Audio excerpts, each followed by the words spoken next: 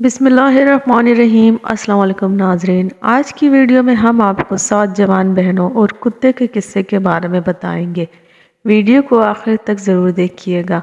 بہت ہی پرانے زمانے کا قصہ ہے کہ ملک ایران میں قالین کا کوئی سوداگر رہتا تھا۔ اس کی 7 بیٹیاں تھیں، بیٹا کوئی نہیں تھا۔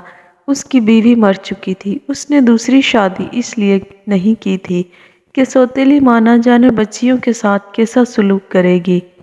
سوداگر اپنی بچیوں کے ساتھ ایک بہت بڑی حویلی میں رہتا تھا۔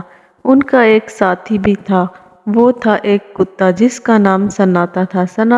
سناٹا سب سے چھوٹی بہن عائشہ کا لاڈلا تھا۔ اس نے اسے پال پوس کر بڑا کیا تھا۔ عائشہ اس کو کھانا کھلاتی اور بہلاتی، اس کے ساتھ کھیلتی تھی، اس کے ساتھ باتیں بھی کیا کرتی تھی جیسے وہ کسی انسان کے ساتھ باتیں کر رہی ہو۔ سناٹا اصل میں کتا نہیں تھا بلکہ وہ ایک جن تھا، اور جن بھی خوش مزاج اور انسانوں سے محبت کرنے والا تھا۔ بس دل بہلانے کے لیے وہ کتے کی شکل میں سوداگر کے گھر میں رہنے لگا تھا۔ سوداگر ہر روز صبح سویرے بازار جا کر اپنی دکان کھولتا، قالین باہر نکالتا اور سجا کر رکھ دیتا۔ دوپہر کو کھانا کھانے کے لیے گھر آتا تھا اور پھر دکان پر چلا جاتا اور شام تک دکان پر ہی مصروف رہتا تھا۔ اس کی زندگی اسی طرح سے گزر رہی تھی۔ ایک روز دکان سے واپسی پر وہ مسجد کے سامنے سے گزر رہا تھا کہ اسے ایک آواز سنائی دی، اے مسلمانوں، خدا کو یاد کرو۔ جو بھی خدا کا گھر دیکھنا چاہتا ہے، رسول اللہ صلی اللہ علیہ وسلم کے روضے کی زیارت کرنا چاہتا ہے، اس کو اطلاع دی جاتی ہے کہ ہاتھیوں کا قافلہ اس مہینے کی 5 تاریخ کو روانہ ہوگا۔ سوداگر نے یہ بات سنی تو اس کے دل میں یہ تمنا پیدا ہوئی کہ وہ بھی حج کے لیے جائے گا۔ اس نے پکا ارادہ کر لیا، وہ اس سال ضرور حج کو جائے گا اور رسول مقبول حضرت محمد صلی اللہ علیہ وسلم کا روضہ مبارک دیکھے گا۔ اس سال یہ فرض ضرور ادا کرے گا۔ جب وہ گھر پہنچا تو اس نے اپنی بچیوں سے کہا، میری بچیوں، اگر میں حج پر گیا تو مجھے تمہاری فکر لگی رہے گی۔ میرے پیچھے تمہاری دیکھ بھال کرنے کے لیے کون رہے گا؟ یہ سن کر اس کی بیٹیاں اداس ہونے کی بجائے خوش ہونے لگیں۔ ابا جان، آپ ضرور تشریف لے جائیں اور ہماری فکر نہ کریں، سناٹا ہماری حفاظت کرے گا۔ عائشہ نے بھی باپ کو تسلی دی۔ لڑکیوں نے خوشی خوشی باپ کا سامان باندھا اور کھانے پینے کی چیزیں پکا کر اس کے ساتھ رکھ دیں۔ کچھ چیزیں کچی بھی باندھ دیں تاکہ باپ کو لمبے سفر میں کسی قسم کی تکلیف کا سامنا نہ ہو۔ اس زمانے میں ایران سے مکہ جانے میں اور واپس آنے میں 1 سال لگ جاتا تھا۔ باپ نے اپنی بیٹیوں کو سمجھایا، باہر سے کوئی بھی آئے دروازہ ہرگز نہیں کھولنا۔ بچیوں نے کہا، جب تک آپ واپس نہیں آ جاتے ہم دروازہ نہیں کھولیں گے۔ لڑکیوں نے اپنے باپ سے وعدہ کیا۔ سوداگر نے بیٹیوں کو گلے لگا کر ان کو پیار کیا اور پھر انہیں خدا کے حوالے کر کے حج پر روانہ ہوا۔ اسے یقین تھا کہ سناٹا کے ہوتے ہوئے گھر کے اندر داخل ہونے کی کوئی بھی جرات نہیں کرے گا۔ لڑکیوں نے دروازے کو اچھی طرح بند کر لیا اور حویلی میں آرام سے رہنے لگیں۔ سناٹا ان کے ساتھ تھا۔ وہ سارا دن حویلی کے اندر رہتی اور صحن میں کھیلتی رہتی۔ اتنے میں زور زور سے دروازہ کھٹکھٹانے کی آواز آئی اور سب لڑکیاں دروازے کے پاس جمع ہو گئیں اور پوچھا کہ کون ہے؟ اب باہر کھڑی عورت بڑی نرمی سے بولی، پیاری بھانجیوں، میں تمہاری خالہ ہوں، تمہاری امی کی سگی بہن۔ عائشہ نے فوراً کہا، میرے خیال سے آپ کو غلط فہمی ہوئی ہے۔ بڑی بھی، آپ کو کوئی غلط فہمی ہوئی ہے۔ ہماری امی جان ہمارے ابا جان کی طرح اپنے ماں باپ کی اکلوتی بیٹی تھی، اسی لیے ہماری نہ تو کوئی خالہ ہے اور نہ ہی کوئی ماموں۔ ابا جان کے سوا ہمارا کوئی رشتہ دار نہیں، البتہ خدا ہے جو سب کا ہے۔ احمق لڑکی، عورت نے باہر سے جواب دیا، تم تو اس وقت پیدا بھی نہیں ہوئی تھی جب میری شادی ہوئی اور میں اپنے ماں باپ کا گھر چھوڑ کر پردیس میں چلی گئی۔ بڑی پیاری بچیاں ہو تم، شاباش، دروازہ کھولو، دیکھو بہت دیر ہو گئی ہے اور باہر اتنی تیز دھوپ ہے، میرا بھیجا پگھل رہا ہے، کوئی سایہ بھی نہیں ہے، اس کے نیچے کھڑی ہو جاؤں۔ بڑی اچھی ہو تم، جلدی سے دروازہ کھولو، تھوڑی دیر آرام کر کے کہانیاں سناؤں گی، دوسرے ملکوں کے بارے میں بتاؤں گی، تمہاری امی اور نانی کے بارے میں بتاؤں گی۔ بہنوں نے ایک دوسرے کی طرف دیکھا اور پھر مشورہ کرنے لگیں۔ نہیں، ہرگز نہیں، عائشہ نے کہا، خدا کے واسطے دروازہ نہ کھولنا، مجھے یقین ہے کہ یہ عورت ہماری خالہ نہیں ہے۔ اگر یہ سچ مچ ہماری خالہ ہے تو بھی ہمیں دروازہ نہیں کھولنا چاہیے، کیونکہ ابا جان نے سختی سے منع کیا تھا۔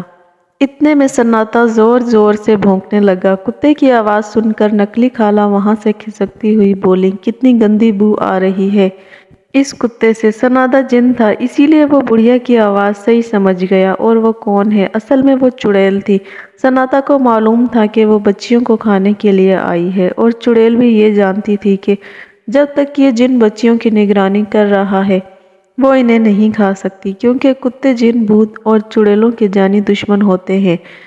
ساری رات چڑیل گھر کے ارد گرد منڈلاتی رہی۔ رات کے وقت وہ اپنی اصل شکل میں گھوم رہی تھی، لمبے لمبے تیز دانت، ایسے کہ جیسے سانپ کنڈلی مارے بیٹھا ہو۔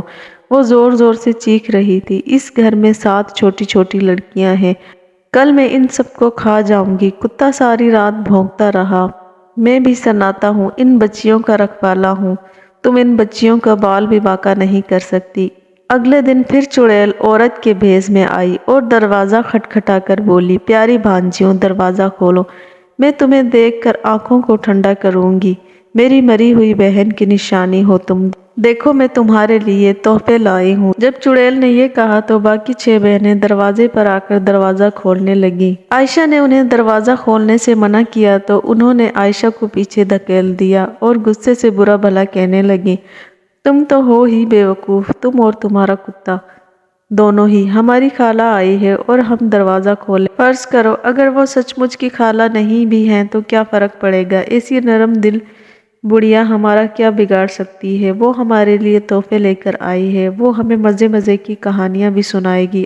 عائشہ پھر سے انہیں منع کرنے لگی، بہنوں کا راستہ روک رہی تھی، اور کتا بھی زور زور سے بھونک رہا تھا۔ وہ چڑیل اس کے ڈر سے آگے نہ بڑھی اور وہیں کھڑے کھڑے ہاتھ پھیلا کر بولی، بیٹی اس کتے کی بدبو سے تو دماغ اڑتا جا رہا ہے، جب تک اسے جان سے نہیں مار دو گی میں اندر نہیں آؤں گی۔ بڑی بہنوں نے اسی وقت کتے کو پکڑا اور گلا گھونٹ کر مار ڈالا۔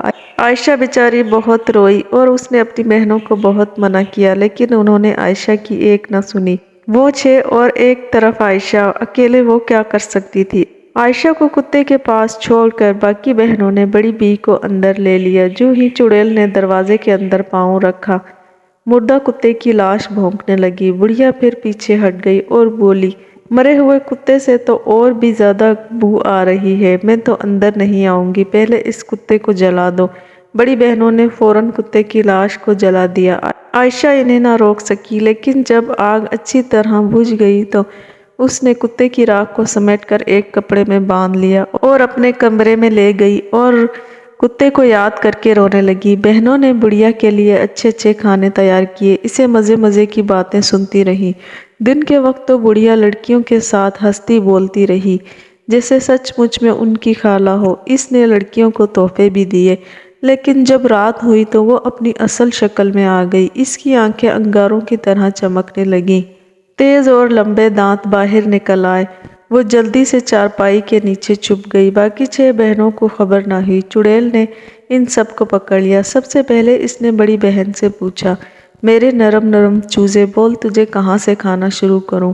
میرے سر سے کھانا شروع کرو، کیونکہ اس احمق نے عائشہ کی بات نہ سمجھی۔ بڑی بہن نے جواب دیا۔ بڑھیا نے مزے لے کر بڑی بہن کو کھایا، پھر اسے چھوٹی بہن کے پاس گئی اور بولی، میرے نرم نرم چوزے، بول تجھے کہاں سے کھانا شروع کروں؟ پہلے میرے احمق ہاتھوں کو کھاؤ، کیونکہ ان سے میں نے عائشہ کو مارا تھا۔ دوسری بہن نے جواب دیا۔ چڑیل نے اس کے ہاتھوں کی ہڈیاں چبانے لگی، اور جب ساری لڑکی اس کے پیٹ میں چلی گئی تو اس نے تیسری لڑکی سے پوچھا۔ لڑکی نے جواب دیا، پہلے میرے کانوں کو کھاؤ، کیونکہ انہوں نے عائشہ کی ایک بات نہ سنی۔ چڑیل نے تیسری بہن کو بھی نگل لیا۔ جب اس نے چوتھی بہن سے پوچھا تو اس نے کہا، پہلے میری ٹانگیں کھاؤ، کیونکہ ان بے وقوفوں نے عائشہ کو مارا تھا۔ چڑیل نے اسے بھی ہڑپ کر لیا۔ پانچویں بہن نے کہا کہ پہلے میرا منہ کھاؤ۔ جب عائشہ مجھے دروازہ کھولنے سے روک رہی تھی تو اسے یہ برا بھلا کہہ رہا تھا۔ چڑیل نے اسے بھی چبا ڈالا۔ اس نے چھٹی بہن سے پوچھا تو وہ بولی، پہلے میری آنکھیں کھاؤ۔ انہوں نے یہ نہیں دیکھا کہ عائشہ دروازہ کھولنے سے کیوں منع کر رہی ہے۔ ساری بہنوں کو کھانے کے بعد وہ پوری حویلی میں عائشہ کو ادھر ادھر ڈھونڈنے لگی۔ عائشہ چرپائی کے نیچے چھپی ہوئی تھی۔ اس چڑیل کو پتہ چل گیا کہ عائشہ چرپائی کے نیچے ہے۔ اس نے کہا بول تجھے کہاں سے کھاؤں، مجھ سے بچ کر کہاں جائے گی، بول تجھے پہلے کہاں سے کھاؤں۔ عائشہ منہ سے ایک لفظ نہ بولی۔ اس نے چپکے سے پوٹلی نکالی جس میں زنادہ کی راکھ رکھی ہوئی تھی۔